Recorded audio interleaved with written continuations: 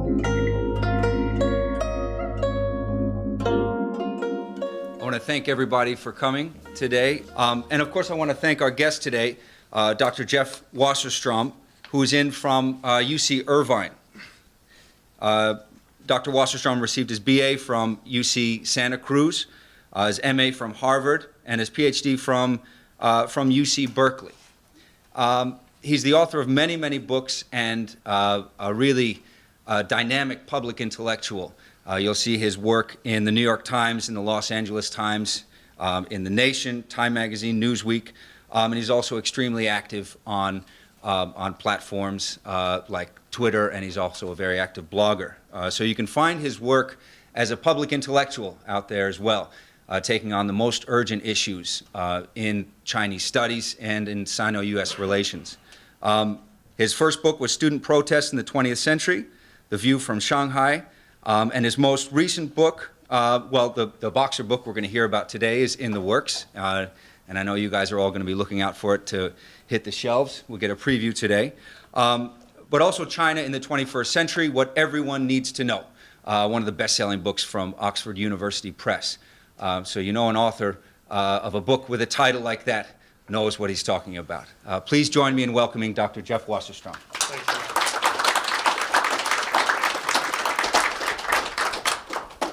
Thanks so much. It's a real pleasure to be here, and thanks for that very generous introduction. I do have to say that the subtitle of the Oxford book, What Everyone Needs to Know, wasn't my idea. I didn't want to sound like a know-it-all. It's a book in short answers to commonly asked questions that I then try to be informative but also give twists to the answers. It's sort of like a guide for dummies, or an idiot's guide, but being Oxford University Press, they wanted something that sounded more highfalutin. What I'm going to talk about today is a preview for the book I've been trying to write for a long time now. I've been fascinated by the Boxers really the whole time that I've been interested in China. The Boxer Uprising, often called the Boxer Rebellion, but that's sort of a misnomer because they weren't actually rebels. They didn't want to overthrow the dynasty, which is what rebels usually want to do.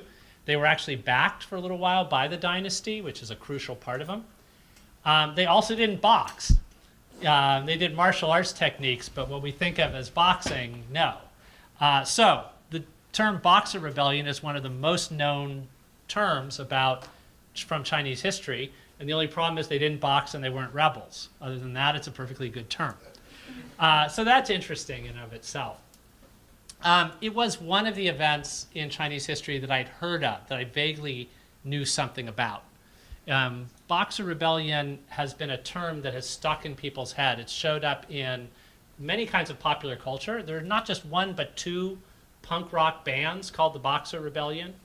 Whenever Barbara Boxer, the senator from California, objects to something going on in Congress, in the Senate, they'll say that's the Boxer Rebellion.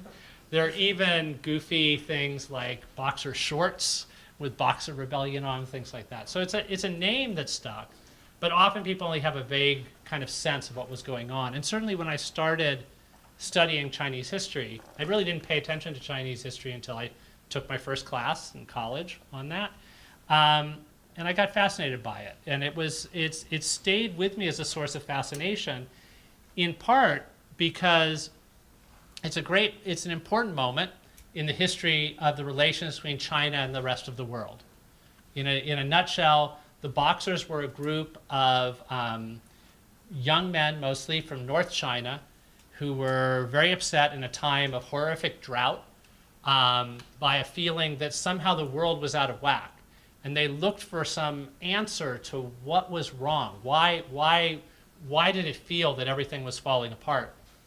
And they found the answer, as people do in times throughout history and across space, when there's a sense of things being out of order, of thinking of some kind of divine explanation for it. And what they thought was that the local gods were angered by the fact that Christians had come with a new kind of god, and that there were Christians in the area who prayed to a different god, and that the local gods were withholding rain. And that if only they could lash out, drive the foreign religion from the land, then the gods would be appeased and there would be rain and life would be good again. And they came up with a set of beliefs that included martial arts practices that they thought could make them invulnerable to bullets. And one of and could stand up against the foreign powers, which had much more powerful guns and weaponry, and had been defeating China in war after war.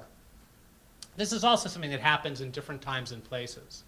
When a local population feels outmatched by these new technologies and seeks into kind of desperate straits to stand up to them, they think about, there are invulnerability cults that show up in different times and places. So anyway, that's the side of the story about the Boxers. And one of the names for the group that organized themselves were the Righteous and Harmonious Fists. And that's where Westerners came up with the term Boxer, that was gone partly from that idea of fist, and that it was fighting, using what the Boxers thought was that they could use their hands and their feet and stand up to Western guns. What happened after that, they rose up, they killed missionaries, and they killed many more Chinese Christians than they did missionaries, both recent converts to Christianity and long-term Christian populations. There were some North China Christians who'd been Christians for a couple of hundred years by that point, by 1900. So they killed a lot of people. They attacked churches and missionaries. And then they stormed Beijing. They went to Beijing to try to drive the foreigners there out of China or kill them. They laid siege to Beijing, the capital of China, for 55 days. And this became one of the biggest news stories. It became the biggest news story of the year 1900, a year of a lot of action around the world. As we'll see, there were other wars and there were other events that fought for attention. But the events in China captured the global imagination more than anything else. An army of soldiers marching from 8 different foreign powers converged on Beijing to try to free all the foreigners held hostage. Mostly European powers marched in there, but the American army was there. The Japanese army was there in the group that was called the Allies. It was the first time, we think, that the term the Allies, to refer to a group of what were thought of as the heroes in the West going to a different part of the world to fight, was used in that kind of generic term. What happened pivotally after the Boxers laid siege to Beijing was that the Qing dynasty, then in power, was faced with a dilemma. How should they deal with these kind of rambunctious militias from the countryside of largely uneducated young men who were trying to attack foreigners? Should they repress them as bandits? Should they say, these are people who are out of control, they have strange beliefs, we should just treat them like the groups that we tend to not like to disturb the countryside? Or should they say, well, we've tried all the conventional means that we can think of to stand up to the foreign powers, and the foreign powers keep bullying us. Maybe this group, if we support them, can help us do what we've been unable to do. Should we treat them as a kind of bottom-up, vigilante, but loyalist militia? In the end, the dynasty decided fatefully to back the Boxers. And then when the foreign invasion came in, the foreign invasion both freed the hostages, killed a lot of the Boxers, and drove the dynasty into exile in northern China for a while. And eventually, the Qing was let back on the throne, but for a while it was unclear what was going to happen to the country. The 8 foreign powers also went on campaigns of revenge to get even for the fact that foreigners had been killed and foreign property had been destroyed. And they killed a lot of not just Boxers or people who sympathized with the Boxers, but all kinds of people around North China. So in the Western imagination or memory, one thing that stuck about the Boxer Rebellion is that there were these anti-foreign Chinese who attacked Christians.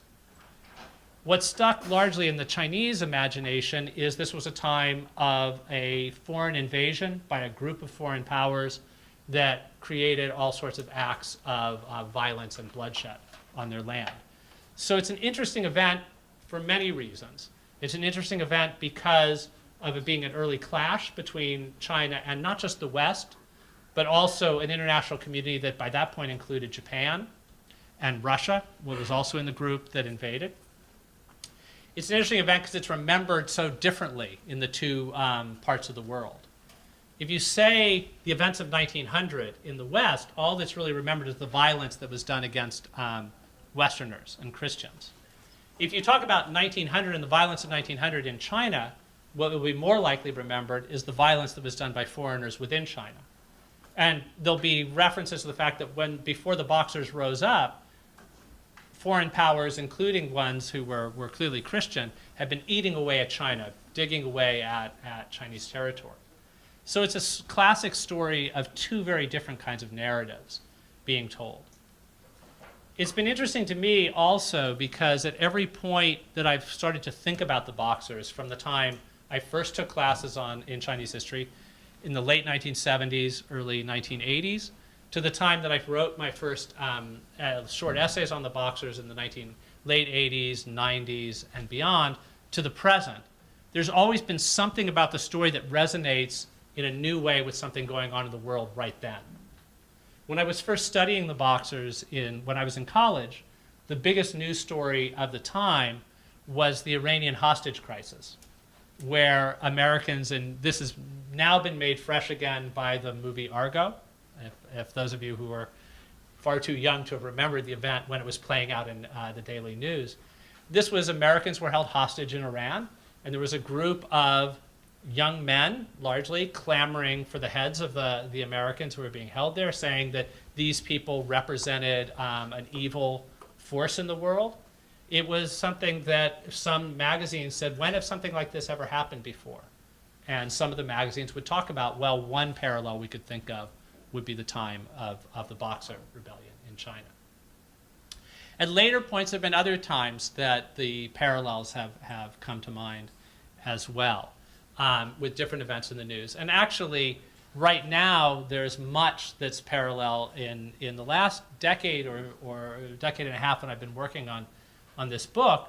What's very similar in my mind is the kind of parallels to a story that we have in the West with what's happened with a threat that's seen as a threat to civilization, leading to the loss of lives that we identify as ours with 9/11, and then a group of foreign powers going to a distant part of the world to try to avenge the wrong that was done, and then engaging in some kinds of actions that people say, as they did in 1900, as they said again after Abu Ghraib, it's not as easy as it's supposed to be to tell who's civilized and who's savage in this kind of thing, because it seems that in some of the retribution, some of the acts have been what we would call barbaric.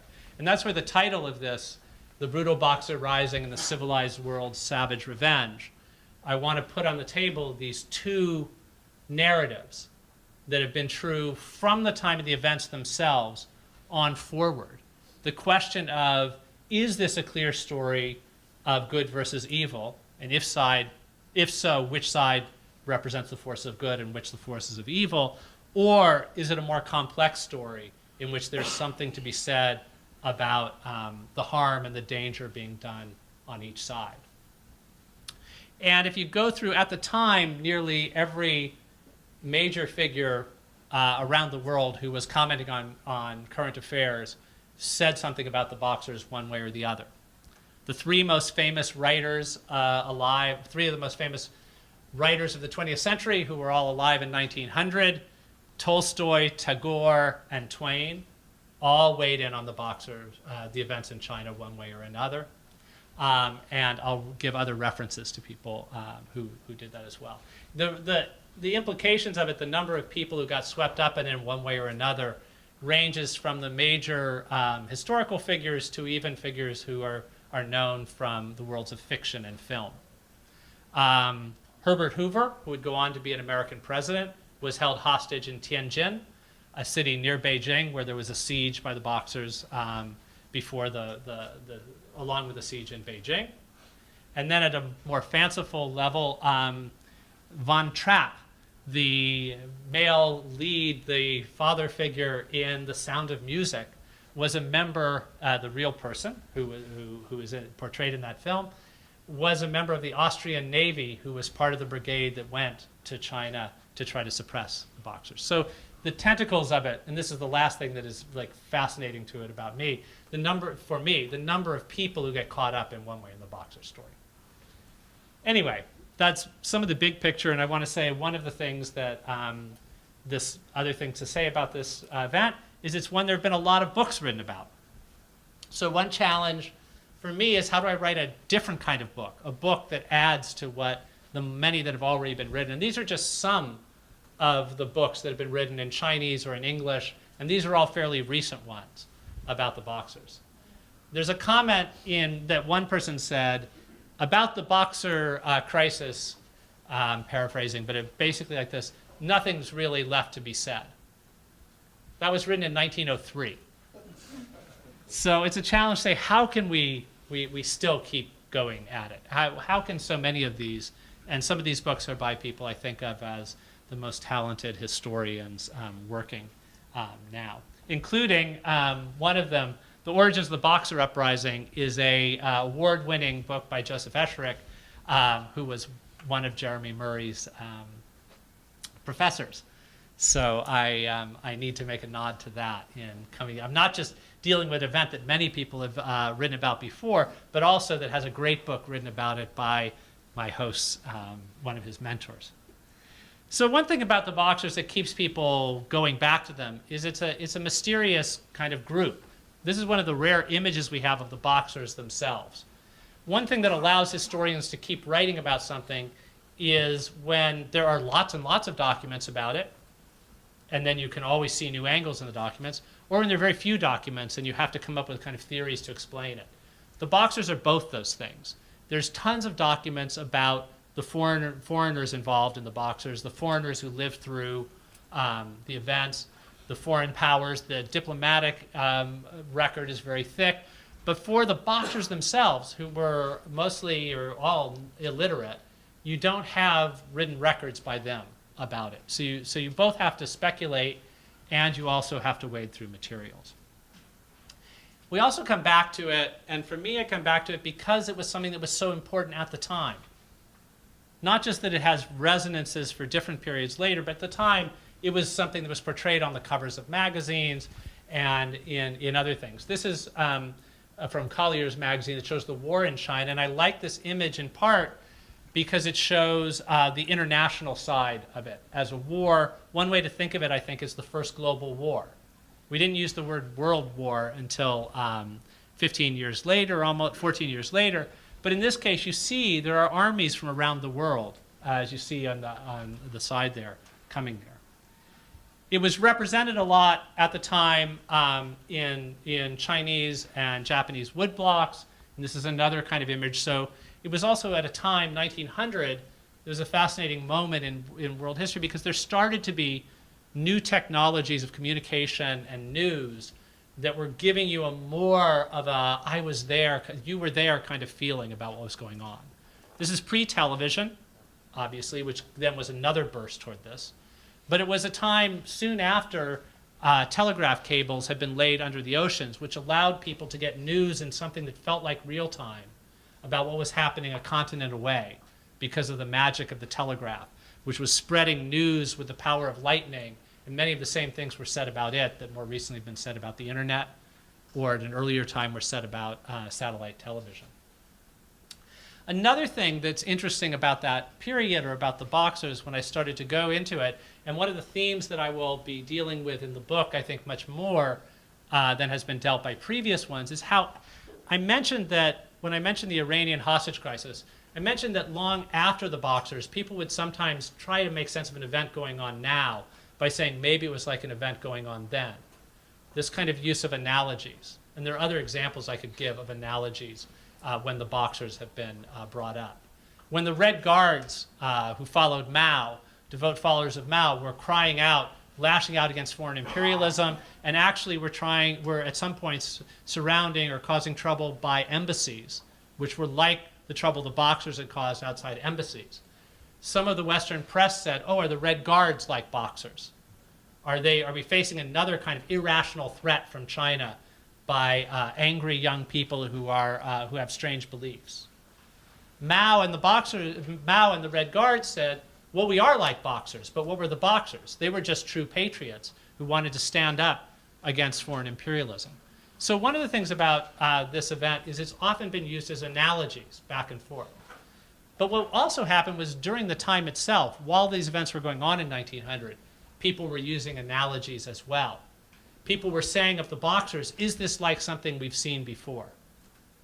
The British, who were held hostage in Beijing in 1900, said, we've lived through, people like us have lived through something like this before.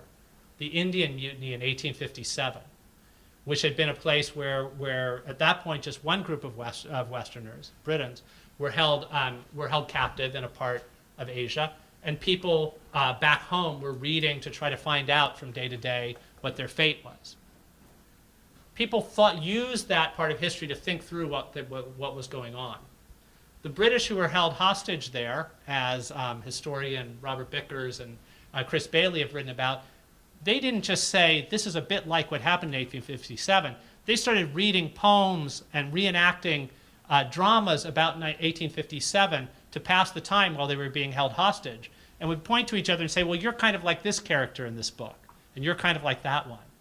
People were living through it and using what had happened in the past to try to make sense of a confusing moment in the present. That's not unique to that point. It's one way that we live through and try to make sense of things that confuse us at any time. It's part of why after 9/11, a lot of people said, is this like Pearl Harbor? Even though there were all kinds of differences, people wanted to find something to try to make sense of it. The other thing that happened during the Boxers that, again, is not unique, but to me is very interesting, is that people drew analogies between it and something else, other things that were going on simultaneously. This is a cover from a magazine at the time that there was a presidential election going on in 1900, a very spectacular one in which the two sides were throwing invectives at each other, and different candidates were attacking each other. And actually one of the candidates was a celebrity who was a bigger-than-life figure. There are some resonances with what we're going through right now.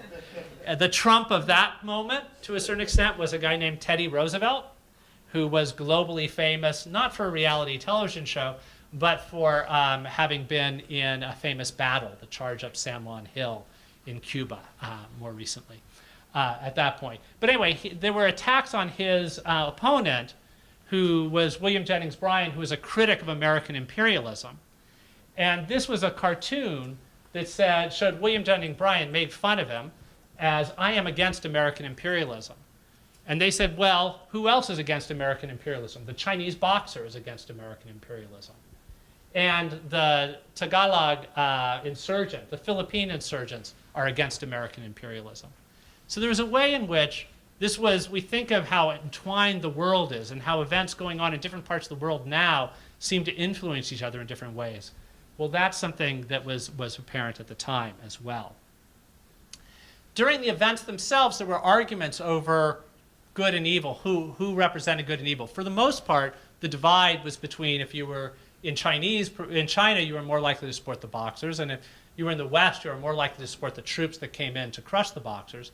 But there was some differences. This was a German cartoon that portrayed the foreign troops coming over, clothed in a knight in shining armor, and to restore order, and then drenching the area in blood. Ever since then, the Boxers have been the subject of popular entertainment in the West and in China, reenactments of what went on. This was the most famous Hollywood movie ever made about the events of 1900, 55 Days at Peking, starring Charlton Heston leading the cavalry, the American cavalry in. It's kind of like a Western, only set in Asia, and David Niven as the British head of this. You'll notice there are no Chinese shown very forcefully there, except down in the corner you have presumably the Boxers, who in this version of Hollywood's version of it are very similar to in the classic cowboy and Indian movie in America would be standing in for the Native Americans representing savagery in that telling. In this one, the credits roll as soon as the siege is lifted. So all you see is actions where the Boxers are committing atrocities and the Westerners are trying to restore order. The credits then roll, so you don't see the atrocities that the Western troops committed afterwards. There was also a Hong Kong movie made about this, about the events of this, And what's very interesting is it was marketed in different ways to a Western audience and to a Chinese audience.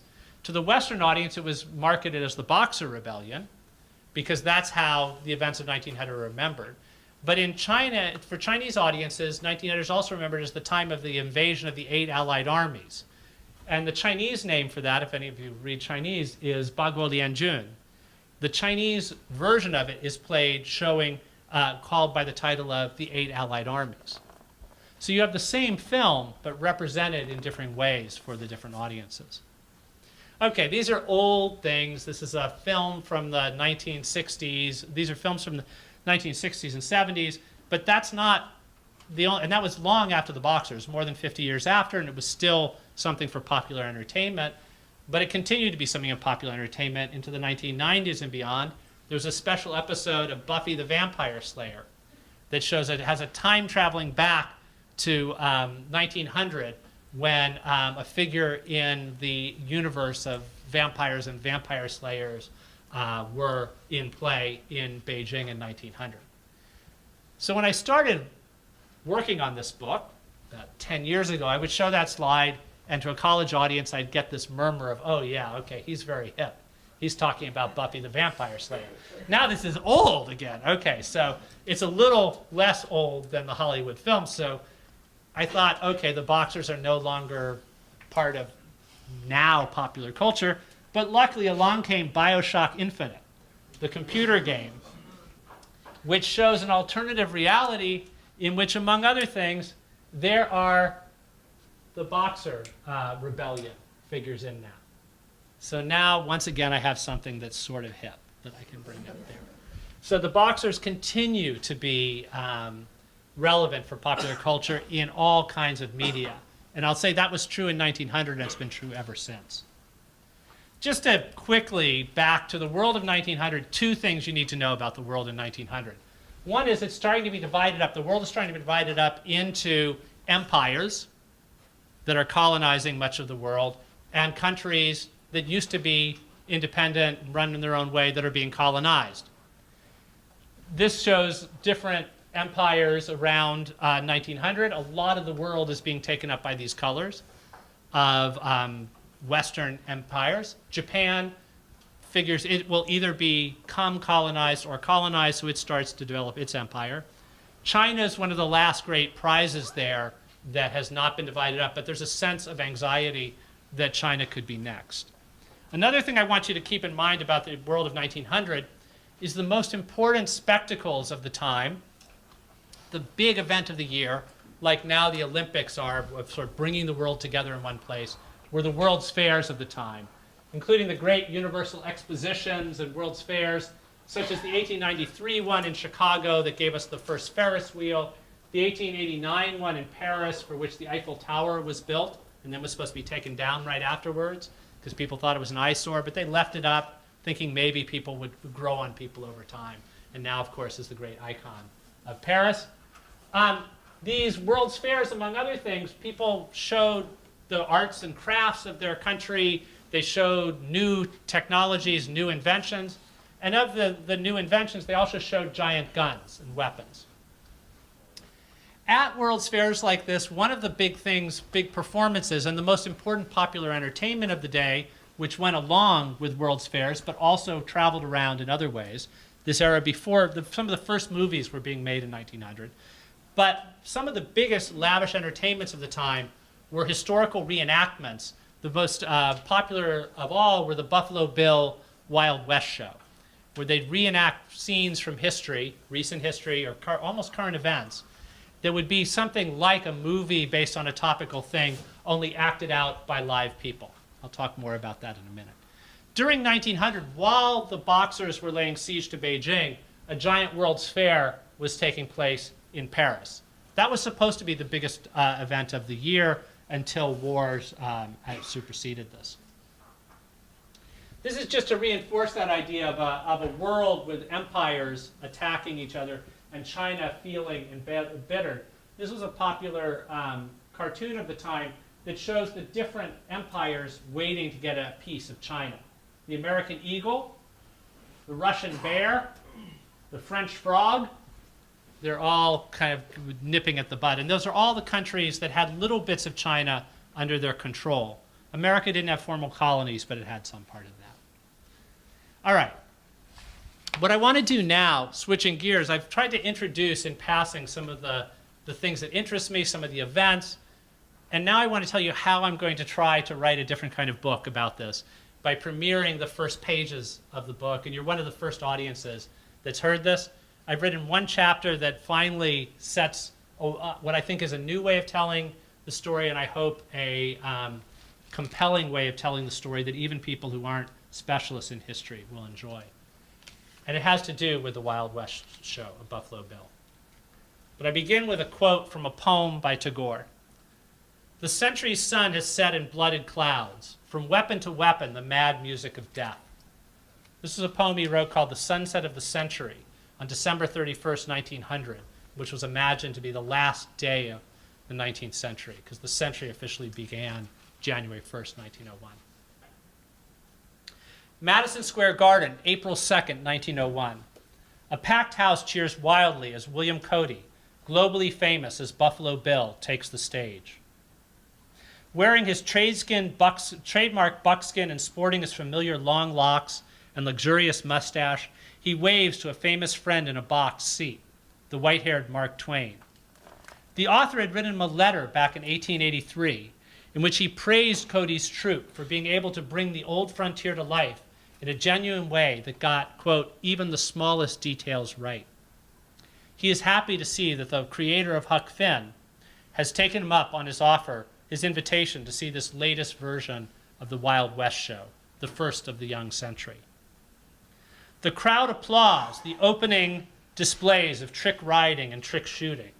They cheer the colorful parade of international cavalrymen, a Wild West show staple that with its varied uniforms and flags representing different parts of the globe brings to mind the great world's fairs of the day, the era's most important spectacle. People are excited to be getting what they paid for, a chance to leave behind the personal cares and forget the troubling news of the day. They particularly want to do this just now, for the mad music of death is still playing around the world. Fighting continues in the Philippines and in South Africa, where the Boer War is raging. And there are rumors that Japan may be readying to go to war with Russia. These make headlines during the week leading up to the Wild West show's premiere. Many of the dark events in the news are taking place far from Madison Square Garden, but the crowd feels they're not necessarily taking place that far away. Some people in the crowd have relatives in the Philippines fighting to suppress the Tagalog resistance to American rule. There's also been an increasing sense of late that violence in one place will send shockwaves around the globe. An article called Widespread Destruction of War that appeared in the Indianapolis News and reprinted in the Washington Post makes this point. The author claims, quote, destruction in any part of the world is bound to be felt throughout the world now. This is as, quote, certain as the law of gravitation. The early parts of the show are not completely free of reminders of international troubles. Since for the first time this year, Boer riders, the insurgents rising up against the British in South Africa, are part of the cavalry parade. Across the Atlantic, in England, the press sometimes presents Boer insurgents as just the latest African, quote-unquote, savages, albeit this time white ones, whom the British Empire must subdue to protect civilization. To others, including many Americans, though, the Boers are modern-day Minutemen, David-like heroes holding their own surprisingly well against a Goliath-like British Empire, which remains by far the world's leading military power.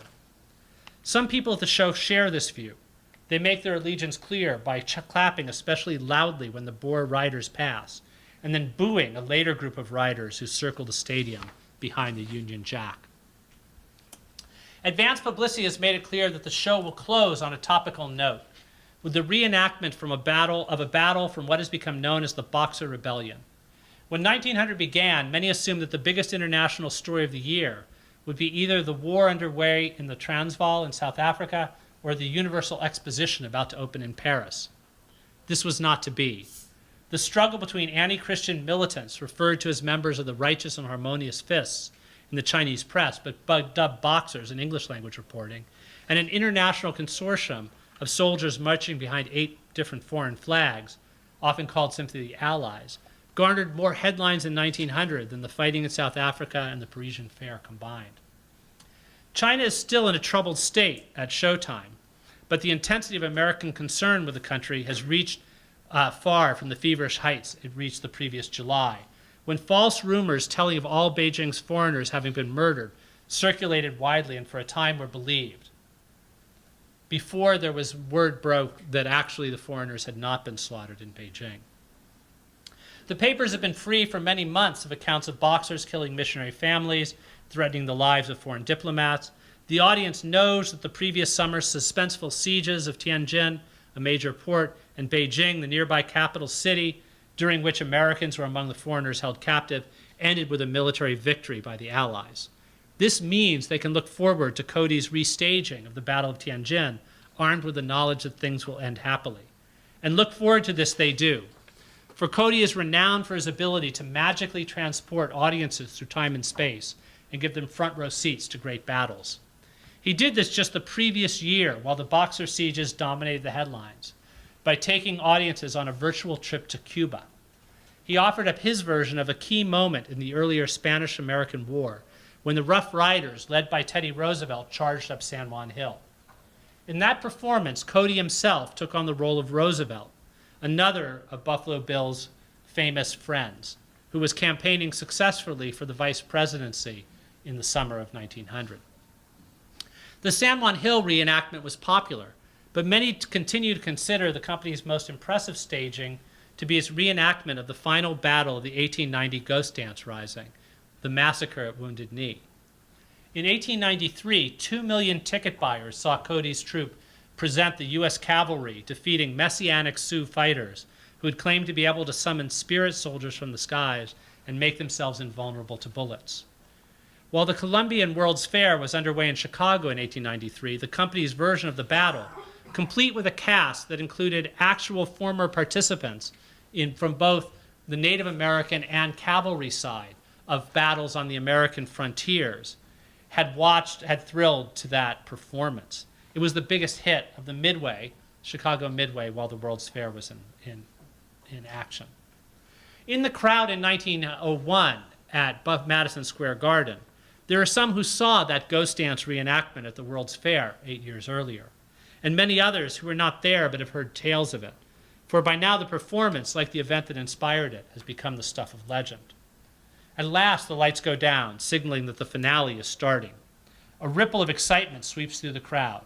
The audience is more than ready to travel to China with Buffalo Bill and see his vision of the decisive July 1900 Tianjin battle. Victory there, they know, will pave the way for the Allies to move on to Beijing, and in August, drive the Empress Dowager and other Qing dynasty leaders into exile. And by the time the Buffalo Bill show travels around the country, they've moved from showing the events in Tianjin to showing the rescue at Peking as their thing. But in 1901, in April, before they've redone this, it's the Tianjin battle that's described. When the lights come up, the audience marvels at the lavish set built to represent Tianjin under siege. Guarding the walls are Native American cast members, including some veterans of the Ghost Dance Rising and the troops' Ghost Dance reenactment. They're wearing Chinese clothing to identify them as Boxers this time rather than Sioux. This casting decision strikes many in the audience as natural. Some remember that when asked by the press 11 months earlier to comment on the Boxers, who at that point were attacking missionaries and Chinese Christians in North China villages and did not yet have the dynasty's support, Minister Wu Ting-feng, the Qing's emissary in Washington, had suggested that Americans think of the group's members as Chinese counterparts to participants in the American Ghost Dance. He went on to say that just as Americans would take for granted that their own government would handle any new Ghost Dance Rising, foreign powers should allow the Qing to take care of the Boxers, not use it as an excuse to invade. Even members of the crowd who did not read or did not remember Wu's comments have reason to think of the Boxer and Sioux fighters as similar. While the Chinese press referred to Boxer bandits and bandit leaders, Western journalists wrote of Boxer braves following Boxer chiefs into battle. Both kinds of news reports described boxers imagining they could summon down ghost soldiers to aid their cause and withstand bullets and cannon fire, something that established a parallel with the Native American case. The Allied cavalry, a cosmopolitan set of horsemen that includes many participants in the earlier international parade, rides in dramatically, determined to defeat the boxers. The militants turn back the initial charge, but soon the foreign horsemen break through the gate, free the foreign captives, and hoist Old Glory up the flagpole. A New York Times reporter will claim in the next day's paper that Buffalo Bill has never put on a better show, and describe the finale as, quote, so successfully done that it may go on to become more popular even than the San Juan Hill reenactment. One reason for this prediction is how loudly the crowd roars and claps when the American flag rises in Madison Square Garden at the show's end. One member of the audience, however, is not there to join in the applause. Mark Twain has walked out pointedly just before the start of the finale, exiting, according to the New York World Report the next day, with, quote, a face as sour as a German pickle. He knows what is coming, and he wants no part of it. He is aware that Cody, whose old army buddy, Adna Chaffee, headed the American contingent of the Allied Army that drove the Boxers from Beijing the previous August, is among the many Americans who consider the militants just another set of bloodthirsty barbarians to be killed by valiant white men on horses. Twain, though, sees the Boxers in a positive light and the Allies in a negative one. He is convinced that if he stays, he will have to witness the friend he praised for getting even the smallest details right in dealing with the American frontier, getting the biggest fact of all about the Boxer Rebellion wrong, and presenting heroes as villains and villains as heroes. So he leaves. I use that story of the reenactment to get a variety of things across. One is the dividing opinions about the Boxers and who's on the side of right or wrong. Another is to get an idea that from the moment it took place, it was being reenacted and turned into popular culture and entertainment of some sort. And also to talk about the divide that has plagued of what do you show and what do you focus on in talking about this. Twain was in a minority, but he was arguably the most famous American of his time in that minority to be a critic of American imperialism and to say, as he did in a lecture tour around this time, that if he were Chinese, he would be a boxer. What was wrong? They wanted their own country for themselves. And some people would say, look at the history of your own country. Didn't you stand up? Didn't you use violence to retain your own sense of that? I also used the anecdote with the cavalry of soldiers from around the world to give a sense of that being a time like our own, when there was a sense of the world being knit together in a way that was unprecedented, of things that are happening in one place affecting another. And here I'll just show you some other things from this that illustrate. This is a cartoon, a political cartoon, a French one, again, from the minority of people who were critical of the Western powers, saying this is what barbarism looks like when the Boxers attack us, and this is what civilization looks like when we settle the score. And this is a quotation from Mark Twain's speech that he gave on at the very end of 1900, where he talked about the interconnectedness of these things, the opposite way of that magazine that showed the Boxers as villainous, just like the Philippines. He said the way we're behaving abroad, whether it's in Manchuria, South Africa, or the Philippines, is something that we should be embarrassed about. Buffalo Bill was not the only great showman of the day to put on a reenactment of the Boxers. The same time he was working on it, his rival across the ocean in England, one of the other most famous showmen of the time, whose name is now forgotten, but at the time was incredibly famous, Imre Kilrathi. He used to put on shows, reenactments that were part of the Barnum and Bailey circus of the time. He put on grand spectacles with names like America, that reenacted Columbus's voyages and the founding of America. He also put up, and these are all images from that. In 1893, when the Chicago World's Fair was going, Buffalo Bill's show was one of the biggest attractions. Kilrathi's was another of the biggest attractions. He then moved over to England, where he put on things that eventually often would focus on events in India grand spectacles where you'd have massive sets.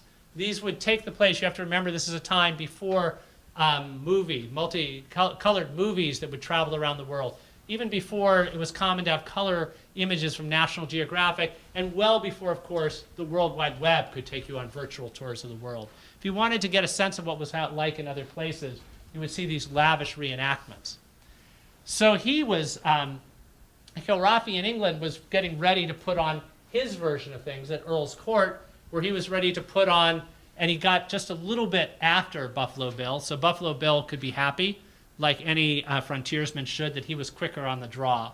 But then soon after, crowds in London, while crowds in America were watching Buffalo Bill's version, crowds in England were watching the relief of the foreign legations, in which Kilrathi showed all of the foreign troops coming in.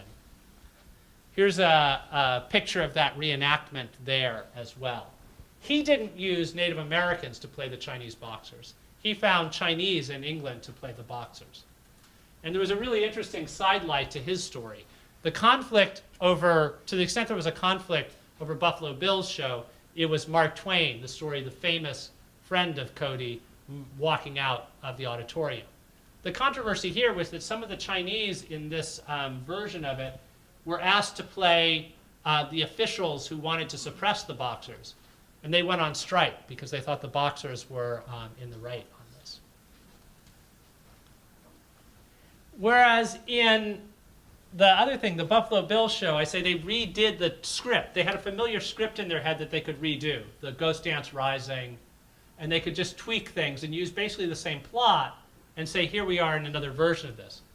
But in England, there were other things that were on their minds more. I mentioned the mutiny in India in 1857, but also the Boer War, which was seen as somewhat of a similar conflict at the same time. So we think of this as a time, and I think this is one of the things that makes talking about the boxers right now powerful for analogies, not with anything that's going on specifically in China, and not for anything that necessarily is going on specifically about foreigners being held captive in a diplomatic quarter like in Iran, but a sense of wars going on in many places that are somehow interconnected. And we hear now about, is it possible for America, the great superpower of the moment, to fight on as many fronts as we could potentially be fighting on? In Afghanistan, in Iraq, in Syria, how can we spread ourselves to all these? How can we deal with so many fires at the same time? The same thing was being asked about the British Empire in 1900. There was a war in South Africa, there was a war in China. The Americans, there was a war in the Philippines and a war in China. And these were directly connected. When the British troops went into Beijing, they had to decide to pull troops from South Africa or send troops that could have gone to South Africa to the other place. Warships were recommissioned and sent to different places. The American leaders who went to the army were sent from the Philippines over there and then back again. All right, there was one other event going on that I've talked about, the World's Fair of 1900 in Paris. That was supposed to represent the possibilities for peace and cooperation among the countries of the world. And one way to think about the summer of 1900 was, what kind of century was the 20th century going to be? Was it going to be one of war, think Beijing, or one of peace, think Paris? But it's not that simple, because one of the main things that people went to observe when they went to the World's Fairs were giant pieces of weaponry. The most advanced countries got to display their machines. The countries that had empires got to display their armaments, and people lined up to see these. These were some of the big draws. The other countries, the less developed countries, the less powerful countries, the ones that were more likely to be colonized, were displayed merely through their arts and crafts or their products of agriculture. Or in the most offensive to our sensibilities and to some sensibilities then, their people were displayed dressed up in colorful ways in what was called a kind of human zoo effect. There would be the British exhibit that would show machines, developments. There would be African villages reenactments that would show actual people from one or another part of Africa. It was often blurred together. There wasn't a sense of the difference among them, being put on display as if they were animals in a zoo. So there was this divide, and part of the anxiety in China was the Chinese government thought of itself as one of the great countries of the world, but yet it was being left behind. It was being seen more as just one of the handicraft ones, perhaps even eventually one of the human zoo categories, rather than that of the more advanced ones. So here are some images from Paris. This is the Chinese pavilion at the Paris World's Fair. No machines. There were inside, there were handicrafts, there was porcelain, and so forth. This was one of the things that was marked as it was there for not to represent the future or the present, but more to represent kind of the past and artistic things. Here's the Japanese pavilion. Looks very similar right away, right? It's very similar kind of thing. But the Japanese display was not the same as the Chinese one, and the Japanese place in the world was not the same. Because here's a larger shot pulled away of the Japanese pavilion. It also, unlike China, unlike any of the colonized countries of the world, had a display of its army marching through Paris as well. So it wasn't just, here are just some more images of the different countries of the world gathering together in Paris. It wasn't just Paris that the different countries of the world gathered, it was also China. And here too, you see an image of the armies from around the world, again gathering under flags there. And these are the flags of the only countries that would have had armies on display in Paris as well. And once the Boxers were rooted and Beijing was taken over by the foreign powers, they actually turned, in a sense, the city of Beijing into something like a fairground with separate areas taken over by different foreign powers. And they went into the Forbidden City, which had been off limits to foreigners, and they paraded in there with troops. And they posed on the Empress Dowager's throne to have some early photographs taken of them with the spoils of war. Reminiscent of what happened, go back to the analogy I drew to recent events, after Saddam Hussein was overthrown, they were posing for pictures in Saddam's palaces. This was something like an exhibition. At the exhibition in Paris, you had armies and weapons from around the world. Here you have that from around the world. And that isn't just me saying this. When an American observer in 1900 said, looking out of his window in his hotel in Tianjin, as the armies from around the world with their different costumes paraded before it, it made him remember the Midway of Chicago during the World's Fair in 1893.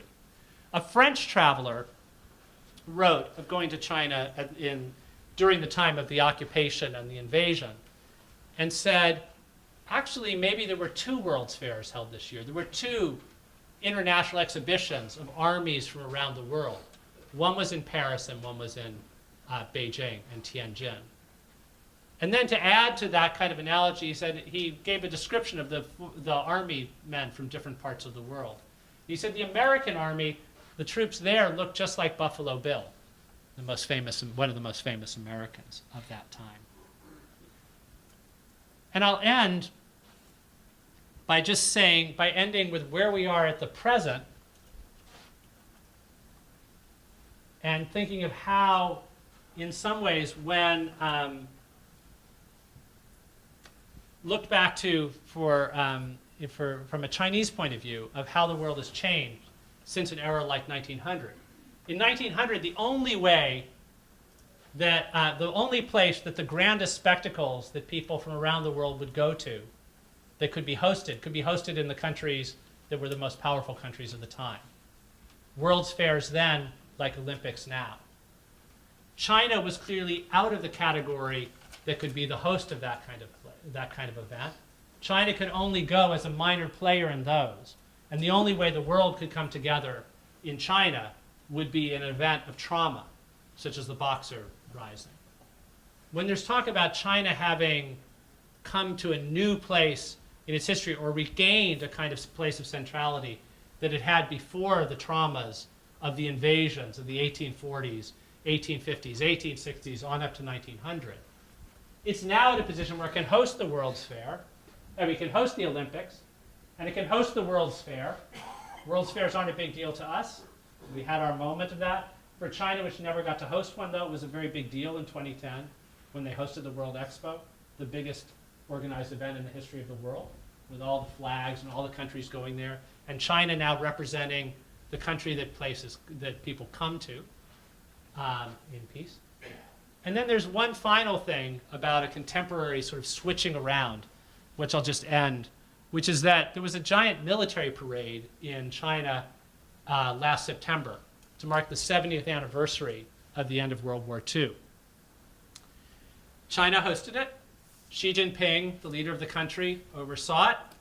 And there were foreign dignitaries from many places in the world, including some of the places that had been in the invading armies when they came. Vladimir Putin, the head of Russia, Russia had been one of the invading countries, came to watch this military parade in Beijing. In that parade, it was mostly Chinese advanced technology and warfare that was being put on display, like you would have had in 1900 in Paris. There were also some foreign troops that took part in that parade. Small contingents from minor countries, mostly Fiji, but there were also some Russian troops that marched in the parade as invited guests, along with what was largely a Chinese show. I think that was the first time that there was a parade by foreign troops, a cosmopolitan group of foreign troops, in the center of Beijing since 1900, when the invading armies put on their parade to show that they, rather than China, were in charge of the most sacred spot in China. Thanks for your attention.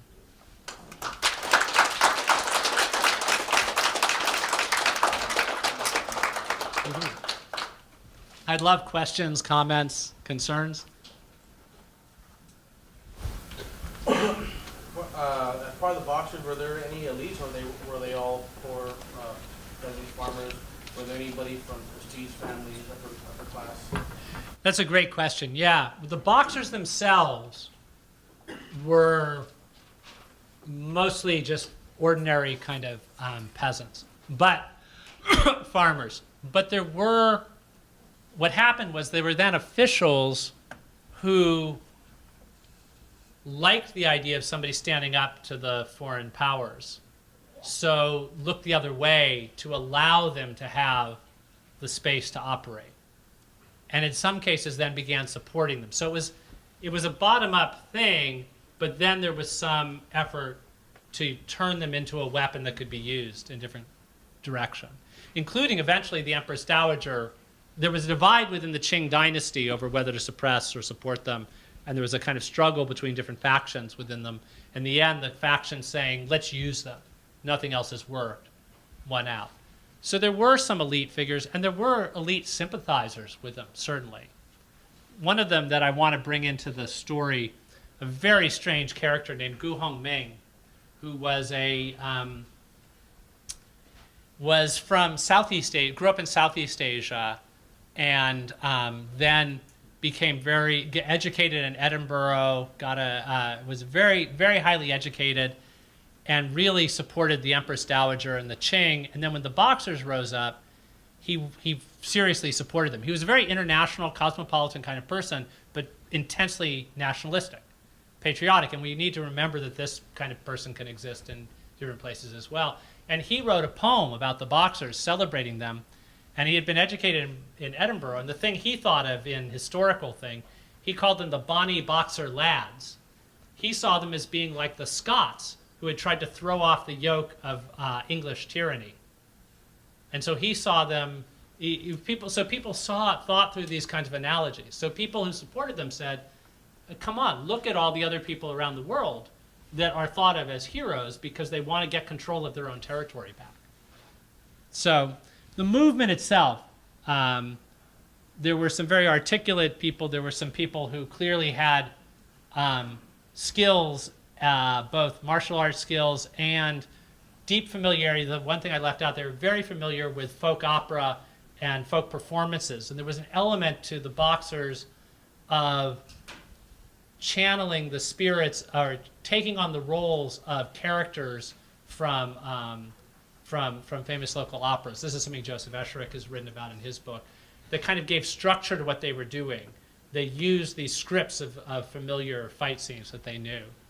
But as far as I know, none of the initial thing, there wasn't much of a role of elite, unless you meant sort of There were folk preachers and things like that.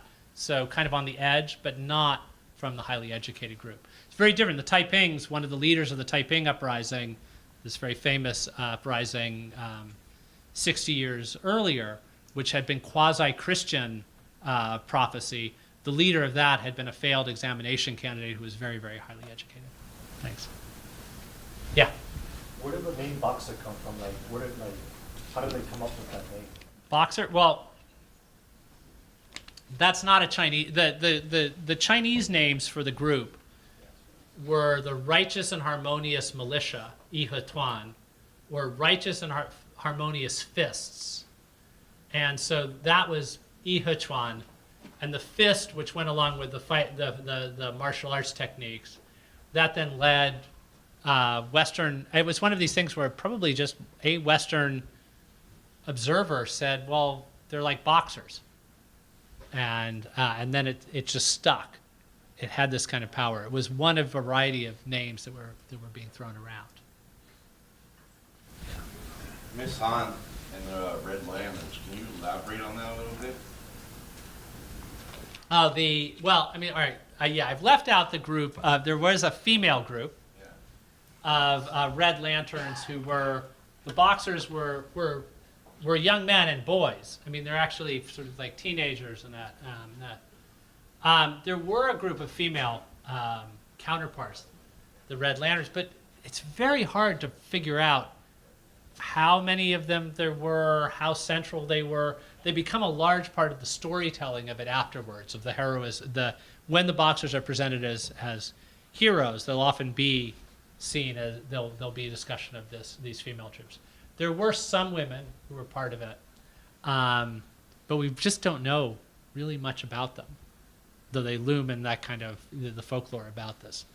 Definitely in earlier groups, rebellions and bandit groups, there was a tradition of periodically there being female bandits with that, and occasionally female bandit leaders would often be the widow of a male bandit leader would then take it over, including pirate.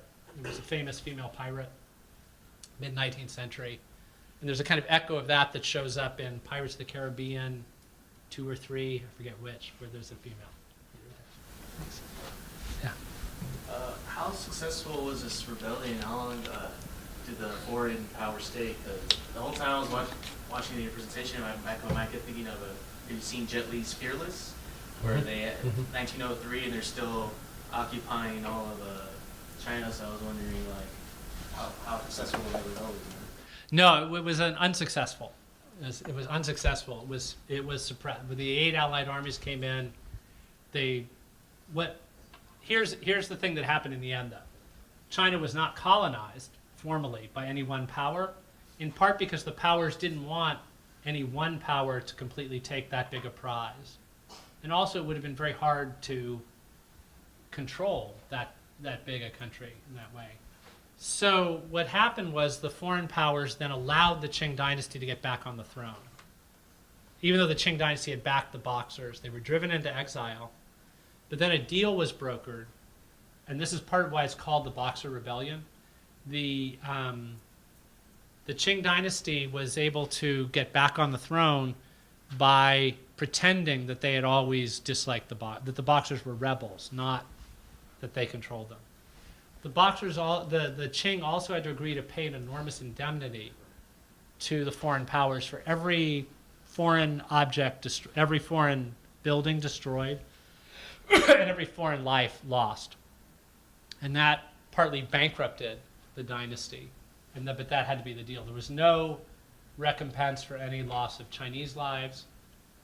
There was no recompense for all the objects that were looted by, what's often remembered in China is how a lot of national treasures were looted by the foreign powers as well. But yeah, the foreigners kept chipping away at parts of China. And yeah, the Jet Li, that's very relevant, that period, and the tensions remained. Yeah. Just to follow on that question, you spared us a lot of the really brutal images that are famous for this. Some of you guys will take my class and read the Shopa texts. We see a lot of very brutal images here. And just to follow up on your question, for those who don't know, can you give us a little bit of a sense of the scale and the arbitrary retribution that's actually meted out? Yeah, yeah, and Twain wrote very powerfully about this. There were, we don't have exact figures for this. It's always very hard to know. The Boxers killed, the number of foreigners the Boxers killed, even though it's the loss of foreign lives that looms very large in the Western imagination. But there, the Boxers probably killed in the scores or hundreds, at most, of foreigners. Many, many more Chinese Christians, but then we're talking in the thousands. Then there was a war in which deaths on both sides were in the tens of thousands, but the retribution, there were also tens of thousands killed by the foreign powers there. There were definitely rapes. There was enormous kind of looting. And then there was also something that was one of the kind of complicated, and I did spare these images, but one of the strange things at the time, this is another thing that I mentioned, that each time I sit down to write about the Boxers, there's something else in the news that draws me back to, that's a strange kind of parallel to this. And most recently, that one of the things that was seen to symbolize the barbarousness of China at this time, of the Qing dynasty, was public beheadings of criminals. And there was a lot made of the particular nature of the Boxer violence and the way in which, particularly, there were the ideas of women and children being killed, and there was all of this. After the foreign troops come in, one of the things they tell the Qing dynasty is you need to show that you're going to get serious about things like this in the future and not go the same way. And the Qing dynasty is basically told they need to execute some of the officials who were most pro-Boxer. And they do have public executions with the beheadings that are watched, that the Qing is doing at the behest of the foreign powers. But the foreign powers, in this sense, have their cake and eat it too. They can look on and be appalled at the way the Qing dynasty punishes people. But they are, in a sense, doing their bidding of that. And so to be writing about this at the time of ISIS added yet another angle, but not just at the time of ISIS. At the time of ISIS and at the time of Saudi Arabia, our ally engaging in public beheadings as well. So there is a way in which just the idea of the kind of trauma of the violence is very powerful there. Yes. So you described the uprising as working from the bottom up. Do you think it would make a difference if it started from the Qing dynasty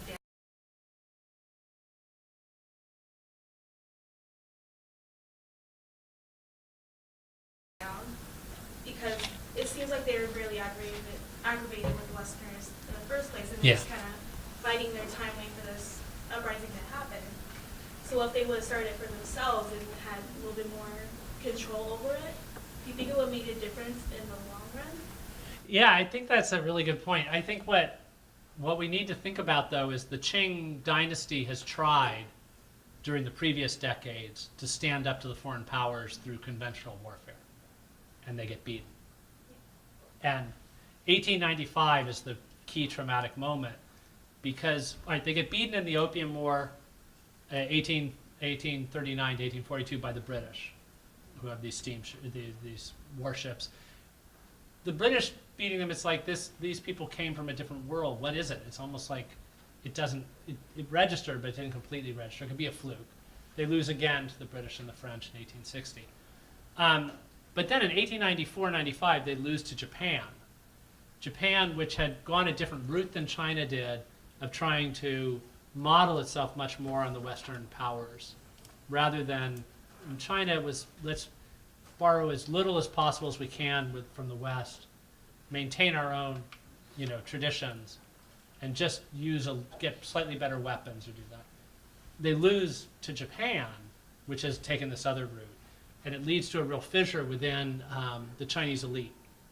Maybe we should model ourselves on Japan and just start learning much more forcefully from the West to try to, if we want to stand up.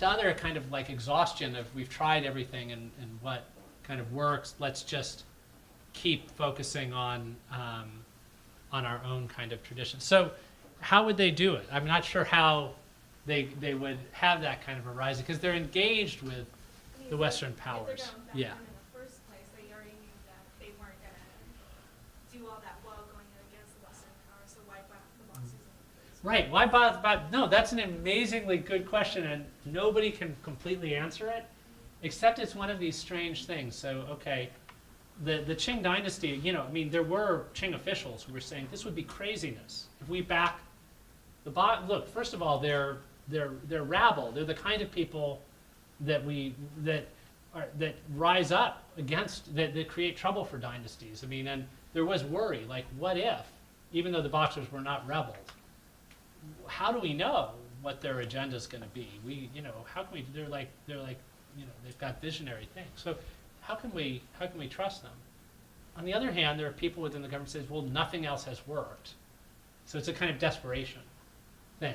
And yeah, did they think that this would somehow happen? I mean, the calculations are really hard to figure out. Maybe they thought the foreign powers, who were always fighting with each other, wouldn't be able to get their act together to actually come in as an allied force. But that's one of those what if questions that's really hard to figure out. Yeah. One of the major sort of interests from the foreign perspective is sort of the economic interest in China. So I wonder whether or not in the public imagination of the Boxers, that economic interest was sort of suppressed versus, the religious motive. Mhm. And why do you think that? Since I don't see any economic stories in sort of in your presentation. Sure. Was that suppressed in the sort of larger discourse? Well, there was constant discussion by the foreign powers of all around this time that China someday could be such a great market for us, that economics was discussed a lot by the different foreign powers about why no one power should be able to colonize China, because it would just give them too much of an advantage economically. Another way, economics was crucial in the sense that, this was about survival. The North China had this devastating drought. And so people were really on the edge of starvation. And so it was in part a kind of economic motivation. People wanted to be able to farm and eat as well. There was also an economic side, because one part that I wasn't able to mention is that, so there were some villages in North China that were all Christian and some villages that were not. The villages that were Christian, if there was a feud between the two villages over, say, water rights, which became really important in a time of drought, the Christian village could say, we're in the right. The Chinese village, the non-Christian village, also, both are Chinese, could say they're in the right, and they would be sort of struggling for this. The Christian village could appeal to the missionary nearby. The missionary could appeal to the diplomat in Beijing.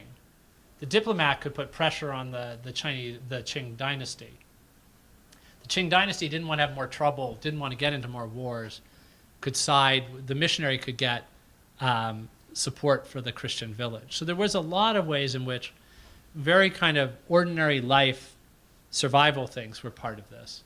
And there were other kinds of economic sides to it as well. Certainly the foreign powers, with colonialism, it was wanting to exploit the wealth that could be gotten by taking over another place.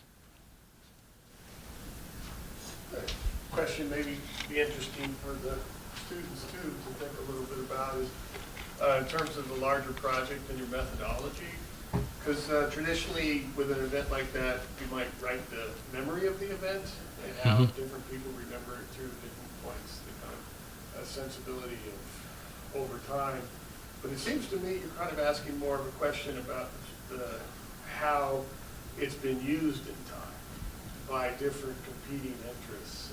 This fascinating piece with Buffalo Bill. Mm-hmm. You also mentioned that this is the first time the notion of allies comes together as a kind of, so is that what the larger project's about? Is it more about a kind of formation of the global public sphere of Yeah.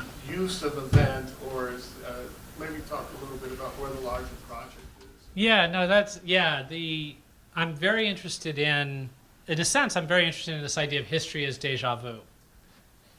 And the idea that even when something seems to be totally new, we want to make sense of it by seeing something goes back. So that's one part of it.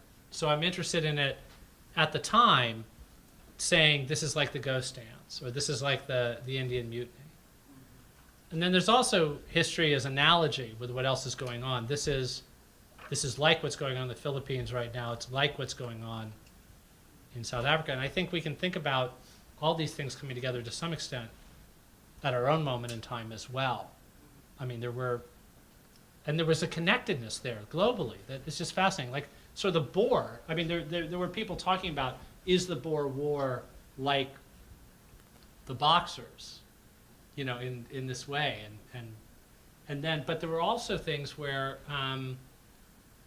you know, there were representatives of the Boers from South Africa who were traveling around to the West and were mentioning parallels there, things like that. So there's the connect. So I'm interested in it, particularly a kind of I guess both geographically and temporally interconnectedness that I think we often miss because history's typically done through the story of a single nation, and so the analogies that move across time and across space are often kind of overlooked that way. And then there's the way that later events are going back to the Boxers, and in very unusual ways. I mean, what it starts to be hard to tame this project to some extent. Because I'll give you another example. There was in the Asian American movement within the United States in the late 60s, 70s, or 70s, early time. There were the Black Panthers, obviously, and their Black Power was a very important thing within African American communities. There was some talk of having the Yellow Panthers as an Asian American thing, and there was a discussion saying, "But come on, isn't there something from Asian history that you could use to talk about this kind of militancy or this kind of equivalent?"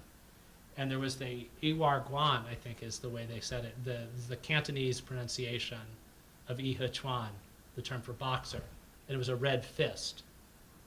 So there was some referencing back to there. And this is at the same time where the Red Guards in China are saying maybe we are in the tradition of the Boxers.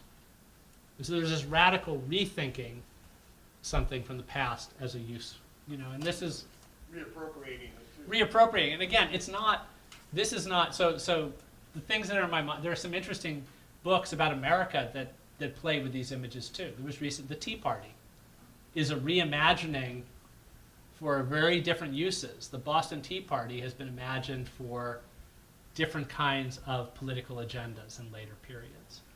And so, yeah. Phenomenally fascinating way to think about it, when, especially as a historian trained in European national history. Oh, yeah, yeah. So this kind of more post-nationalist thinking, but also global. Great stuff for these students to hear. Well, thanks. And there's a book by a colleague of mine who just retired, Emily Rosenberg, A Date That Will Live, which is about Pearl Harbor being invoked at later periods, including 9/11, as this way to think through what you're living through. And I think the more you press at it, the more there is a way in which, even when people are doing something new, they want to connect it to something that's happened before, or when they want to make sense of something that's going on. And also just the powerfulness of analogy as what people think through.